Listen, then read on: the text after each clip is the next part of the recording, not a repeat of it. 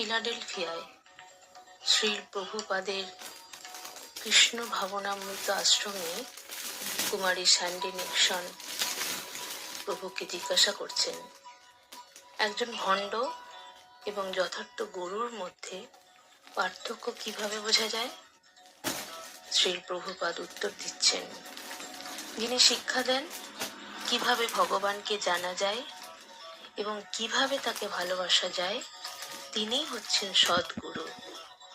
কখনো কখনো ভণ্ড প্রতারকেরা মানুষকে ভুল পথে চালিত করে। তারা বলে, আমি ভগবান। আর যে সমস্ত মানুষ জানে না ভগবান কি, তারা তাদের কথায় বিশ্বাস করে। ভগবানকে জানতে হলে এবং তাকে ভালোবাসতে হলে গভীর ঐকান্তিকতার প্রয়োজন।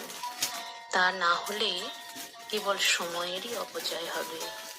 সুতরাং অন্যদের সঙ্গে আমাদের পার্থক্য হচ্ছে যে আমরাই হচ্ছি একমাত্র ধর্মীয় সংস্থা যারা যথাযথভাবে শিক্ষা দিতে পারে কিভাবে ভগবানকে জানা যায় এবং কিভাবে তাকে ভালোবাসা যায়।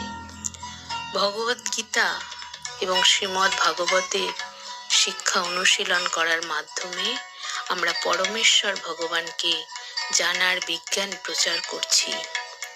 ভগবদ গীতা এবং শ্রীমদ্ ভাগবত আমাদের শিক্ষা দেয় যে আমাদের জীবনের একমাত্র উদ্দেশ্য হচ্ছে ভগবানকে ভালোবাসা।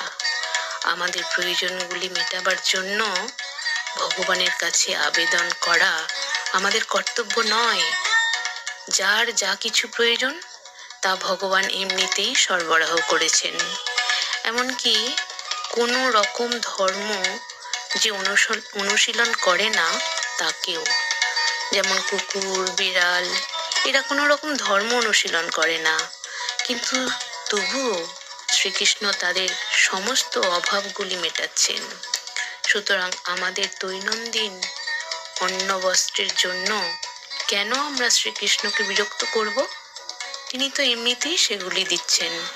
প্রকৃত ধর্ম হচ্ছে কিভাবে তাকে ভালোবাসতে হয় তা শেখা।